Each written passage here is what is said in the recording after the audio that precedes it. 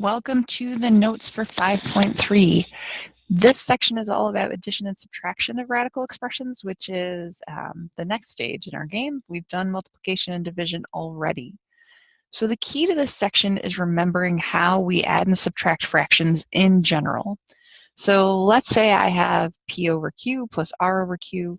Let's take a look at what's happening here. When we have like denominators, they both have a denominator of Q. We just carry the denominator over and we add the numerators. When we're subtracting, the same thing is true as long as the denominator is the same. And we cannot add fractions that don't, or subtract them, that don't have the same denominator. So for example, if I wanted to do something like add 1/3 plus 8/3, it's sort of like me saying, okay, I have a pizza with 8 pieces. I gave you 1, and then I gave you 3 more. So in total, I gave you 4 slices of pizza, and I had 8 altogether. This maintains the whole. Remember that you are not adding across the denominators. It doesn't become 16ths. And then in a perfect world, we would simplify that down to half because it's good manners in math. So let's try another. In this case, my denominators match. They just happen to be an expression, like with a variable in it. That's fine. So I'm going to do the same thing. The denominator stays the same, 2x minus 1. The numerator becomes 5x plus 3. If there was something to simplify here, you would do that.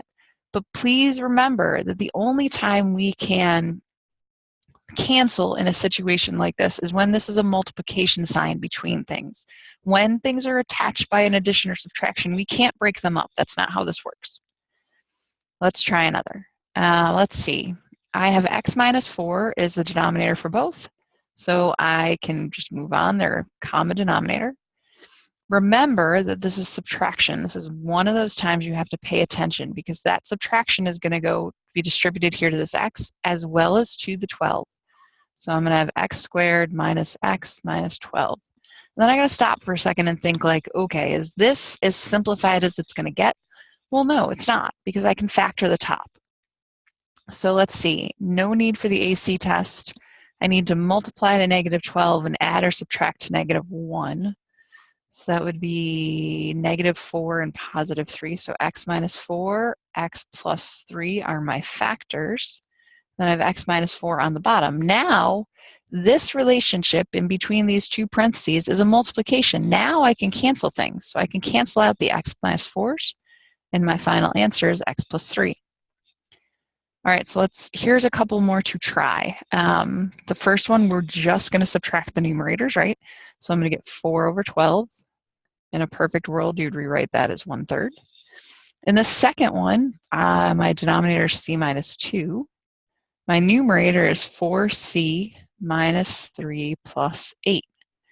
It is good manners, once again, to combine like terms where you can. So I'm going to make that 4c plus 5 over c minus 2. And there's nothing to simplify here because there's no factoring to be done. In the last one, there's a minus sign just like there was the first time, so I need to be careful. The denominator is t minus 7. And then let's see, t squared minus 5t minus 14. Well, can I factor the top? I want to multiply to negative 14 and subtract and add to negative 5. Let's see, 7 times 2. So x minus 7, x plus 2. And then on the denominator, I still have x minus 7. Those guys cancel because that's a multiplication relationship, and we move on. All right, so that's like denominators, which is truly like the lovely thing to run into, right? But it's not always like that, of course. So least common denominator is what lets us get a common denominator between two fractions that don't have them already. It is the least common multiple of the denominators, right? So let's think about something like 1/3 plus 1/4. I want their least common multiple, the thing I can multiply each of them to get that they have in common. So like if I think of counting by 3s, 3, 6, 9, 12, 15, and count by 4s, 4, 8, 12, and look, they both have a 12 as a multiple. So I can rewrite my fractions. 3 times 4 gets me 12, so 1 times 4 gets me 4, plus 4 times 3 gets me 12, so 3 times 1 is 3. That gets me 7/12. Okay? We're going to do this same thing, just in a more algebra kind of way.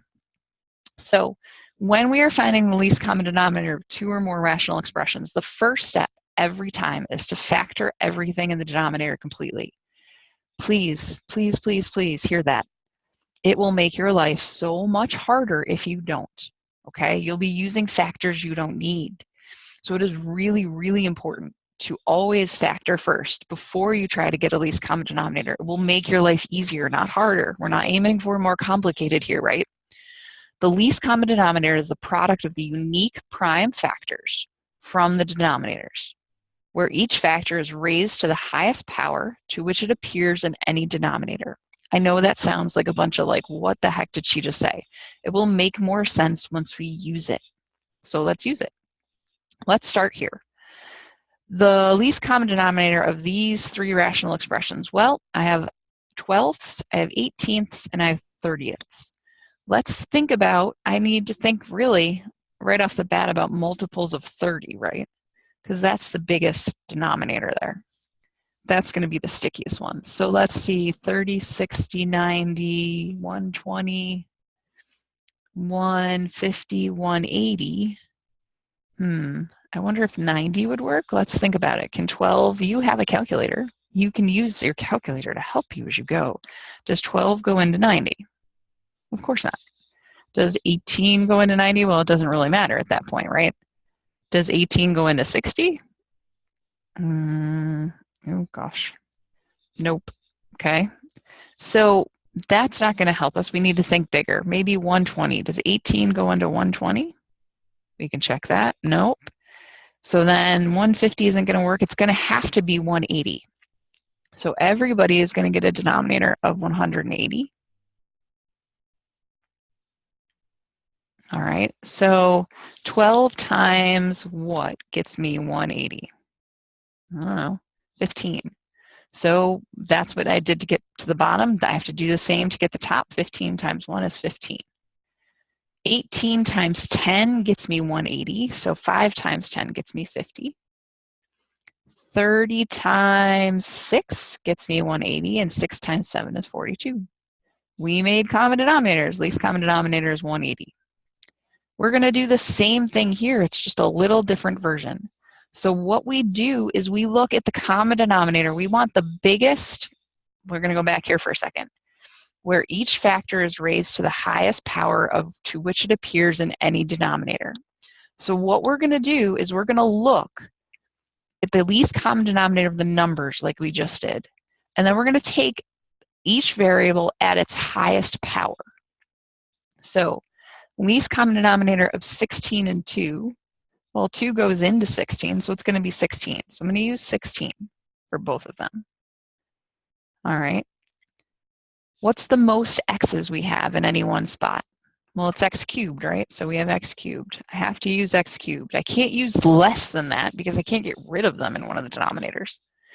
What's the most y's we have anywhere? We have y squareds. So we got to use y squared. And I only have z on this fraction over here, but if it's any one place, it has to get included because it's a part of the denominator that one of them has. So my least common denominator here is going to be 16x cubed y squared z. Okay? So in the first fraction, I have to think about how did I turn a 2 into a 16? Well, I multiplied by 8. And that's times 1, so it's just going to be that thing. I already had x cubed. I multiplied by another y to get y squared, and I needed a z. Those are the things I mixed in to get to my common denominator. For the next one, for the second fraction, 16 was already 16. So I'm going to leave the 5 there because I'm not going to multiply by another number. To get to x cubed, I had 1x. I need 2 more. And the y squared was already there, and so was the z. So there are my common fractions. All right, you try those. What's the common denominator of the first one? It should be 120. Okay, the common denominator of the second one should be 18 a to the 4th b squared. And then you should make the fractions. If you get stuck, come drop into the chat and we'll talk about it. okay? All right, now this is a whole nother thing, right? There's factoring to be done here. Misery, misery, misery. It will be okay. So take a second, take a deep breath, okay? And go, oh, okay, I know how to do the steps here.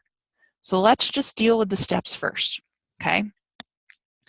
So I'm gonna take one fraction at a time. I don't even care about the numerators yet. If there are things to factor in numerators, it's a good habit to do that. But for now, x squared plus 3 isn't really anything to factor. So now I'm going to look at the denominator. X squared plus 9x plus 20. I need to multiply to 20 and add to 9. Well, that's going to be 4 and 5, right? So I have x plus 4 and x plus 5. All right, the second fraction has a 6 on top. And it's x squared plus 8x plus 16. So I need to multiply to 16 and add to 8. That's x plus 4 and x plus 4. All right, so it's each unique factor, as many of them as required, okay?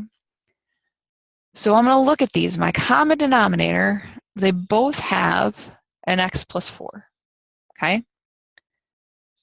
This first fraction has an x plus 5, and the second one has an additional x plus 4. So when I make the common denominator, I need to account for all of those things. So the common denominator is going to be x plus 4, x plus 5, and another x plus 4. Because I can't have just one of them and have it magically count twice. That's not how it works. It's like if I deposited a check in your bank account and it magically counted twice. The bank's not going to do that for you. It would be lovely, wouldn't it? But it's not the way it goes. So I look at my first fraction. I had x squared plus 3. The thing I multiplied in to get the right denominator was an extra x plus 4. And the second one, same denominator, x plus 4, x plus 5, x plus 4. And in this case, the new thing is the x plus 5. So I have 6 times x plus 5. Not adding and subtracting anything, so I can just leave them like this. It's okay. That's the common denominator. I can multiply stuff through, but I'm not going to torture you right this second. All right, let's look at this one. This one is weird, right? It looks like the common denominators are almost common denominators. Do you remember what we did last week or in, I don't remember which mod, 5.2 maybe, to make things go in the right order when they're not cooperating? Look at that second fraction. What I can do here is factor out a -1. That would make this -3 plus x. It would just flip everybody's signs. And then I can reorder them. And now I'm in much better shape because that -1 belongs to the whole fraction. So what I can do is think of it this way. I have x plus 4 and x minus 3 here. Now I really just have -1 and x minus 3. So now I have common denominators. The common denominator is x minus 3. All right. So you can try these, okay? The common denominator of the first one should be x plus 2, x plus 2, and x minus 3, I believe. Yep. The common denominator for the second one is going to be z, sorry, I got my z's in, -7. So see if you can figure out how those work. Make sure you can make the equivalent fractions that go with them. And then if you get stuck, come into the chat and the discussion. Let's talk about it. All right. In this case, I want to convert each equivalent rational expression to the denominator that's to the right-hand side. So I want to take 5p squared and turn it into 20p to the 6th. Well, how do I turn a 5 into a 20? I multiply by 4, right? So 7 times 4 is 28. How do I turn a p squared into p to the 6th? Well, that's 2 of them, and I need 6, so that's 4 more. Okay, let's try another. Oh, this doesn't look as nice, does it? I have w plus 5, but this thing over here, this one on the right, is factored, or is multiplied through. So what I need to do is factor it. So I want to multiply to -10 and add to 3. So let's see, 5 times 2. So it would be a positive 5, w plus 5. And there's my w plus 5 and w minus 2. So now I know that what I multiplied the top and the bottom by was w minus 2. So all that's going to go here is w minus 2. That's the new addition to it. Okay. All right, let's try this one. In number 8 here, how do I turn an 8 into a 16? I multiply by 2. 1 times 2 is 2. Ooh, that's a terrible looking 2, sorry. 2. I need, let's see, x to x cubed. I need 2 more x's, so x squared. And y to y squared is just 1 more y. Oh, look at the second one. What do you see if you factor the bottom? What kind of factoring is that? It's a difference of squares, right? b minus 3, b plus 3. So what's the missing factor? It's the b plus 3. So multiply the bottom by b plus 3 and the top. So it's just 5b times b plus 3. Okay. So when we add and subtract rational expressions, here's what we need to do. We need to factor the denominator every time first, hands down. We need to find the least common denominator like we've been doing and rewrite them as equivalent fractions. From there, we add or subtract the numerators and treat it like we would adding and subtracting just normal fractions. And if there's an instance where we need to simplify, we should do that, okay? So let's see what happens. So I have 3 over 7b plus 4 over b squared. Well, what's the common denominator here? I need the 7 for sure, right? And I need as many b's as there are, so b squared. I'm going to make a 7b squared for both of them. It's a plus sign. So that was just, for the first fraction, it's just an additional b I multiplied in, right? So that becomes 3b. The second one, I used a 7, so that becomes 28. Now, I can add. I get 3b plus 28 over 7b squared. I need to stop for a second and say, like, okay, is there anything to factor or simplify here? No, because 28 is not divisible by 3. I can't pull out a 3. That's done, okay? You try this one. Take a second. I'm going to turn my page because I'm off my examples. Where am I? Oh, my pages are backwards. That's why I have the notes in front of me and I have them upside down. This is not super helpful. So the common denominator here, we have to think about the numbers. It can't be 3 or 5.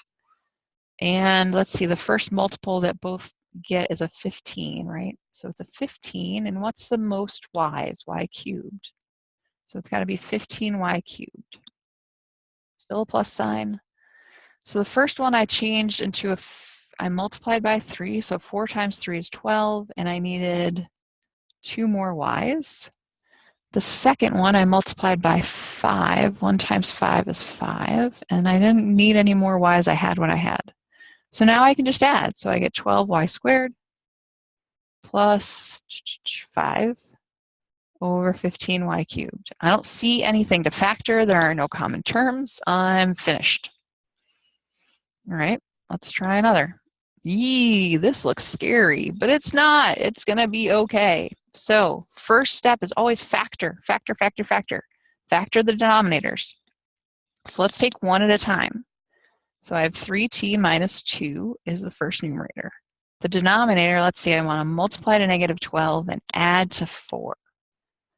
So positive 6 and -2, I think. T plus 6, t minus 2, minus 2. And the second one is a 5, and let's see, there's a common term there. I can take out a 2. So 2, t plus 6. So now I have to stop. I have to think about the common denominator. What? They both have a t plus 6, right? That's fine. The first fraction has a t plus 2. I have to account for that. And the second fraction has a 2. So now this is the common denominator. 2, t plus 6, t plus 2. Make sure everybody's included that needs to be. So now, what did I do? Let's see, the first fraction, I just need to multiply the top by 2. So 2 times 3t minus 2. Subtract. The second fraction, what did I add? I multiply in a t minus 2 in parentheses. Okay? Now I need to combine like terms and do some things. So let's see. I'm just going to write this over on the side. 2 times this becomes 6t minus 4. 5 distributed in becomes 5t minus 2, but that is going to get subtracted. So let's see, I have 6t minus 4 minus 5t plus 2 all over this 2, t plus 6, t plus 2. I'm going to run out of space here. So on the top, I'm going to combine my like terms. I'm going to get a t, 6 minus 5 is 1, negative 4 plus 2 is minus 2, t minus 2.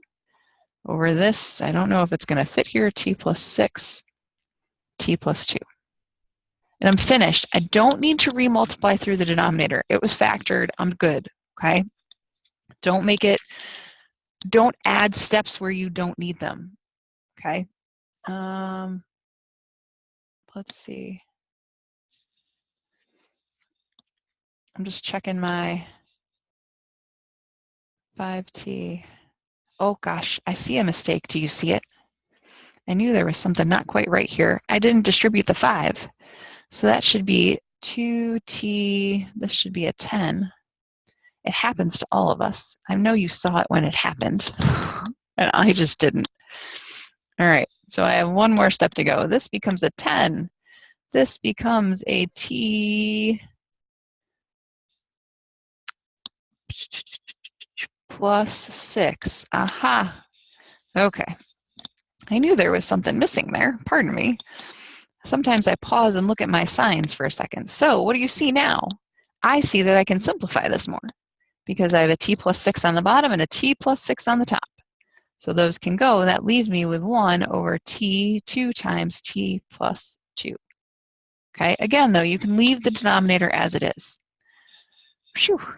T, oh, it was a minus 2 as well. Good Lord, sorry about that one. That one is just more a matter of I can't see my writing with these markers. Okay. Oh boy. Let's try one that's hopefully a little cleaner than that. Let's factor. Okay. So let's factor the first denominator. It's x squared plus x minus 2. That's, let's see, I want to multiply to negative 2 and add to 1. So that's going to be x minus 1x plus 2. And this guy, I'm going to factor, he's just got a common term, x minus 1. So now I have to look at the collection, right?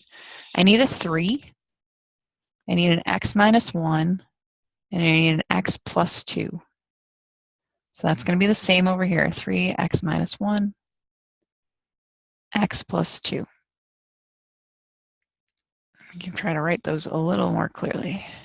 It's hard when I'm trying to write small. So on the first fraction, what did I change? Well, I multiplied by 3, right? So 3 times 2x is 6x plus 9. Minus, what did I do to the second one? I had a 5, and I multiplied in the x plus 2. So 5 times x is just going to be 5x, and 5 times 2 is 10. That is going to get the negative, okay? So I'm going to have 6x plus 9 minus 5x minus 10 all over this collection of crazy 3x plus 1, x plus 2. Nope, x minus 1. Good heavens. I started the day with a whole bunch of internet issues. It's just throwing my game here, I think. Okay, now we're going to combine the like terms on the top. So I'm going to get x minus 1. And on the bottom, I have 3x minus 1, x plus 2. I can cancel the x minus 1s, And I'm going to get 1 over 3 times x plus 2. Voila. All right, let's try the next one. So let's see what happens when there's more than one fraction. Now we gotta really pause for a second and think. So let's factor this second fraction, or sorry, the third one. The denominator would be x times x plus 3. Well, that is handy because you know what? This guy's got an x, this guy's got an x plus 3, this guy has both. But what that means is they all need all of those. So the first fraction's got to have an x times x plus 3. So does the second. So does the third. That last fraction already has it, so I'm going to leave it like that, 3x plus 18. See, that's an addition. Nope, it was a subtraction. Yeeks. Okay. The second fraction, I'm going to work backwards here. This middle fraction, how did I change it? It had an x plus 3, so I multiplied by x. So now I have x squared here. This is a plus. This one I multiplied by x plus 3. So 2 times x is 2x plus 6. Now I can combine my numerators, right? So I'm going to have x times x plus 3 as the denominator. Now in the numerator, I'm going to have all kinds of stuff. Let's see. I need some more room than that, I think. Let's move down a little bit. Okay, so let's see. X times x plus 3 on the denominator. On the numerator, I've got 2x plus 6 plus x squared minus 3x, that negative gets distributed, minus 18. Okay, so combine your like terms. Let's see. X squared first, minus x minus 12 all over x times x plus 3. At this point, you need to stop and think, can I simplify? Of course you can. You can factor the top, okay? So let's factor the top. It's going to be x plus 3x minus 4 over x times x plus 3. We see what we can cancel. So on the top, I'm going to get x minus 4. On the bottom, I'm going to get x. Now, resist the urge to cancel the x's. That top x has attached to that 4 by a negative. Those cannot be broken. Don't break them. Okay? That's bad habit. Okay, we're almost there. We have just a couple more slides in here. So this next one, think about what the common denominator is, okay? I got myself backwards here. Having real problems with pages and all kinds of things happening. Good heavens. Ah, there we go. Oh, I know what the problem is. Okay. I just tried to move things to the wrong pile. All right, so in this case, this is a little different. We're going to deal with the denominators first, but the numerator is also factorable. So it's probably good practice to do that where we can, or, you know, up to you. Let's see, actually, let's leave it just because this is the process we're using. We'll leave it alone, and then we'll see where it takes us. So this first denominator is difference of squares, right? X minus 3, x plus 3. Sorry. I use x all the time instead of whatever letter is here. This is just an a plus 3. So I need the common denominator to be a minus 3, a plus 3. The first fraction I get to just leave alone. So actually I'm just going to leave that as a squared plus a plus 24. The second one I need an a minus 3 to get into the mix, right? So I'm going to multiply the top and the bottom by a minus 3. So 5 times a minus 3 would get me 5a minus 15. Now I can combine stuff. So I've got a squared, I've got a and 5a, which would be 6a. I've got 24 and negative 15, which gets me plus 9. Oh, a minus 3, a plus 3, still my numerator. I can factor the top, right? So let's see, that factors into a plus 3 and a plus 3. So a minus 3, a plus 3. Now, the thing to bear in mind here is I can cancel in a 1-to-1 ratio. So I can cancel 1 a plus 3 for each spot. I cannot get rid of 2 of them. So what I'm left with is a plus 3 on the top, a minus 3 on the bottom, and that's finished. That's as far as I can go. All right, let's try another. Let's find my mouse. Well, this one's a little strange, right? This is a subtraction, but the W, really what I can do is think of this second fraction like 4 and negative 1 times W. We know that negative 1 can live anywhere in the fraction. So I'm going to shift the way we're thinking about it. Instead of thinking about it this way, I'm going to think about it as 6W minus negative 4 over W. Now I've got common denominators, right? That negative can live in the top. So now I'm going to have 6 minus negative 4 is just plus over W. Gets me 10 over W. Not terrible, okay? Try a second version of this. This one should get you negative 8 over Y. If you can't figure it out, come into the chat, or I keep saying that, into the discussion. All right, let's try this one. This is one that Alex really likes, so we're going to talk about it. All right, so let's look at the denominators. I see x minus y and y minus x. Well, that just means I need to flip a sign. So this guy, I'm going to make negative 1. I'm going to pull out negative 1, make that minus y plus x, which means I'm going to make them negative 1x minus y, and I'm going to put the negative up there. Okay, so I'm going to have x squared over x minus y plus negative y squared x minus y. That's going to become x squared minus y squared over x minus y. On the top, what do you see? I see a difference of squares, right? So I have x minus y, x plus y, x minus y in the bottom. I can cancel, and I just end up with x plus y. All right, one more to look at. Same idea, okay? When you finish this one all the way through, your answer should be 3. All right, this is the end of the notes for 5.3. If you have questions, reach out. If you have issues that you want to put in the discussion, please do that, and we'll move on to the next section from here.